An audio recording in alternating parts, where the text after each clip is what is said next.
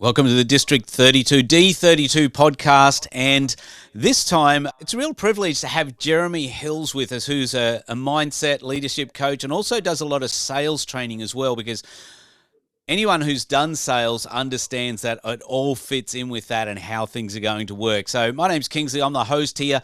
Often Dean's in, but we got Jeremy talking about sales, and I love the topic you've come up with here. Why you're not closing some sales. And it's something that probably not a lot of people actually think about intentionally. So, Jeremy, tell us a little bit about why you believe a lot of people aren't closing sales that they should.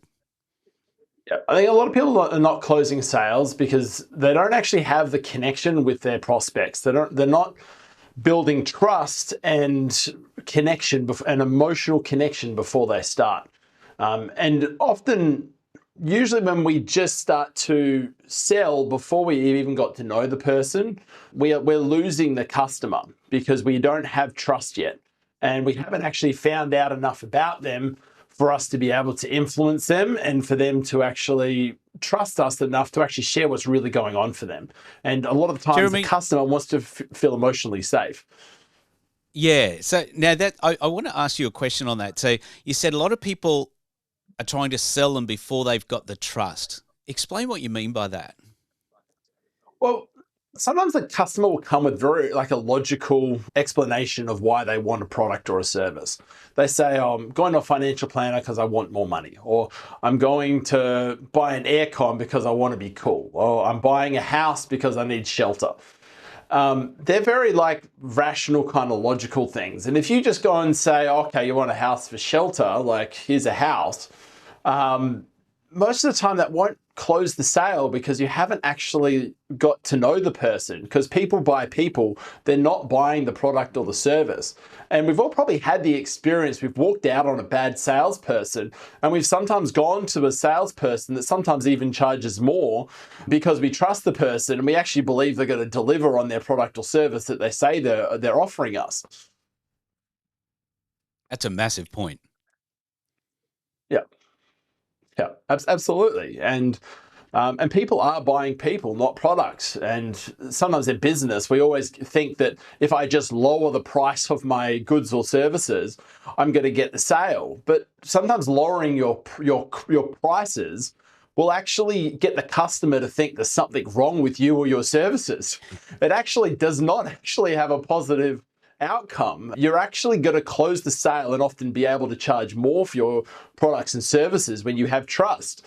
And the only way you're going to build trust is to get that emotional connection with the person before you even start discussing your product or service in the first place. Okay, so how do we go about building that rapport, that trust with people? How do we get them to trust us? Yeah. So a lot of the times we will build rapport by looking for something in common. We start to get to know someone by asking them, what do you do for work? What do you like to do for a hobby? We probably even had some of our best sales come from meeting someone while doing some sort of hobby, like playing golf or whatever it might be for you. And you start to then be able to make some sort of emotional connection with the person, okay? And when you have that emotional connection, people are going to start to share more. Stuff that they kind of share with friends and family. Oh, I wasn't able to go on the holiday because I had too much on at work. And they start to go a little bit deeper and they start saying, oh, I don't know if I can actually be able to invest in the services because I've got stuff going on with my kids. And they start to share just that little bit more personal than just, I don't have time or money. Okay. And I'll definitely share some stuff that will actually build deeper rapport. So we often are matching those sorts of things. But rapport is often built through unconscious processes through what we call matching and mirroring. And you've probably had this experience if you've ever gone out to coffee with a friend. A matching example is with your right hand, if you reached down and picked up a cup of water and you drank that water, your friend would, with their right hand, would go and pick up a glass of water and they would drink it. Okay. And when you do that at the exact same time, unconsciously, you're actually matching their body language. Okay? And the person who actually is leading that is the one actually the rapport leader.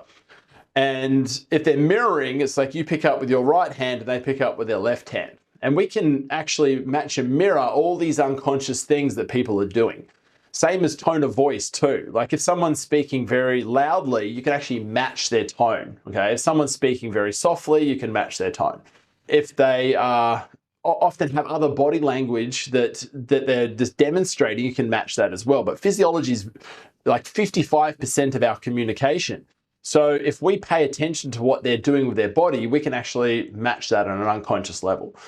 And also energy. Like if your customer's coming to you with lots of energy and you're kind of a bit of a downer, like you've got to probably lose the sale. Okay. Now, there used to be lots of people say is like have high energy, but if your customer doesn't have high energy and you're going like, oh my God, this is the best thing ever, like kind of like the spruiker that's on the street, you're kind of like, you're a little bit much for me. So you kind of have to actually match that customer's energy and you do want to lead them into like a positive emotional state before you actually ask for the sale too.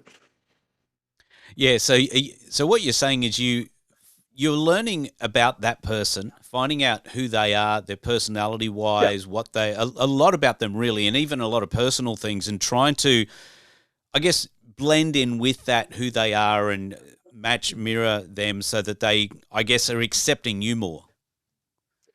Yes, and if you don't actually have rapport, a customer won't actually accept any advice that you're offering them.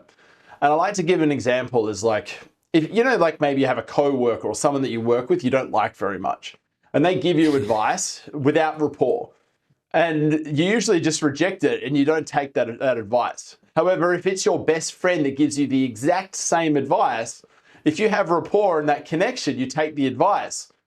And it's like, it's the exact same advice, but you took it from your friend, but you didn't take it from the person you didn't like. And that's a trust factor, obviously. It's a trust. There's kind of like 3 stages of trust that you need to break through to actually get the customer where you want them to be. And sometimes we do this by offering cheaper products to get them in the door, to be able to so the customer can get to know us. Okay.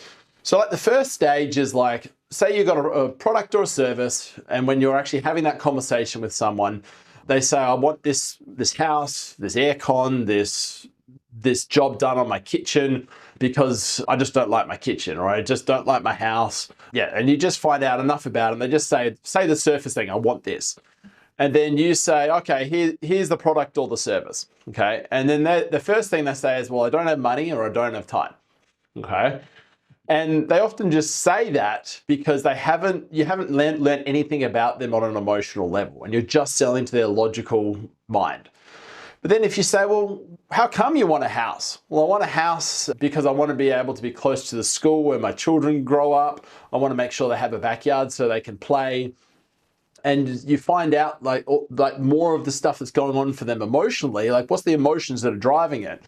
And then you start to sell to that, like you'll probably get almost double the amount of people start to buy from you, okay?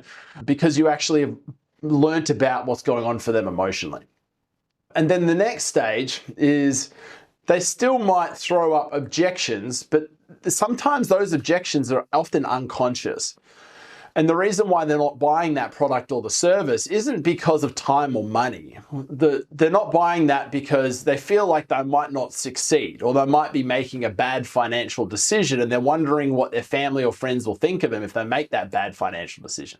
And then you're really starting to get to a level that the customer doesn't usually share with people. They may not even be aware of it or even sharing it with their friends and family. Maybe they need to have a difficult conversation with their spouse and they're not actually verbalizing that. And that's where really good, strong connection and rapport, and actually we're asking, well, how come you're not wanting to buy the house? Like, what is preventing you? And starting to find out, well, it's because like the last house I bought, I lost money on, and they haven't shared that with anyone until now, and they don't want to feel like a rejection or a failure again by making that bad decision again. And getting to that level is like an area where they may not even share with friends. They're like, you've got a really strong relationship and you're really connecting with them on a deeper emotional level. And if you can do that, you'll probably close well over like 1 out of 2 sales, like if you can get to that level, because you've connected them at an emotional level that if you are speaking to them at that level, like they will basically sell themselves because they just feel understood and listened to. So how do you go through those three different levels? Is it asking questions? Is it listening to certain things and narrowing Yeah. in on those certain things they say? Or Yeah, and I think one of the most difficult things for people in sales is we don't like emotions coming up sometimes for the customer. But your job as the salesperson is to actually bring up the objection. But most people run away from the objection, so they don't even get past the I want a house, and then they just say, "Here, do you want this house for X price?" It's like they're going to say problems to you, and your job in sales is to solve those problems. But if you run away from the problems and don't help the customer further with solving those things, it's going to be difficult. Like you might actually need to coach them on how to have a difficult conversation with their spouse, yeah, and find out what's really going on for them. yeah, so there's a lot to it, isn't it? When you really get into sales, like if you're selling hamburgers, it's probably not that emotional of a deal for the most part. But Yeah, obviously, with a lot of things that we are doing, yeah, that's right, and obviously, price would be a big factor in that as well. Yeah. No, that was also just you've taken the whole rapport. That's the word I'm after. You've taken that whole rapport thing and put a whole new bunch of levels in it to where we need to get to actually find out who people are, their emotional state, and what's really going on with them. Yeah. And probably the thing I can actually share that will help the most is this is like after you've got your psychology set, you're in a positive emotional state, rapport is the next thing. You've got to build the relationship. Then you obviously got to maintain that relationship. Now, at any point you feel like in a conversation, you don't have that connection. Okay. I always recommend just pausing and just asking them like, what are you thinking about this? How do you feel about this? And actually get the conversation happening again. Because a lot of the times, like we're told these things that we've got to have a sales script, but you've all probably been called by the person who has the sales script and they're just like, oh, hi, are you so-and-so? And then they start reading their script. And you want to hang up on them 5 seconds because they haven't even asked you how your day was or like even what's going on for you in life. Like they haven't even established you if you even have a need for your product or service first. So if you're noticing that like you've lost them, you're probably becoming like too salesy as far as you're just talking and reading through a script or you're just going through the motions. So then you can stop and say something like, I've shared a lot with you. Like what's going on for you right now? Like, where are you at? Okay. And what you can actually do to sometimes get over that resistance is you can share something about yourself personally, or maybe something another customer or something's done. And you can say something like, oh, I was feeling the same way before I made this leap, or I had a customer that felt the same way. And what they found is if they did this, this, and this, like they were able to get their outcome. Okay. Or they're able to get what they want. And that time to just stop and just even share maybe something that could be quite vulnerable with you actually gets the emotional connection again, because they may be a little bit reluctant, but if you can kind of share a part of yourself and maybe some of the challenges that you've also gone through and overcome, like that will build that emotional connection again rather than just going through a script like you're a robot. Yeah, no, that's a really, really good point, that. And it's actually a really good segue into our next podcast, which I think is a really important one that probably a lot of people miss, is how to find the real need behind people's words. So not just what they're saying, what's really going on in there. So that'll be on the next podcast with Jeremy. I'm looking forward to this. This is number 2 of a series of 4. That will be number 3. Looking forward to catching up with that one, Jeremy. Thanks for joining us again, and we'll chat soon. All right. Thanks, Kingsley. Looking forward to it.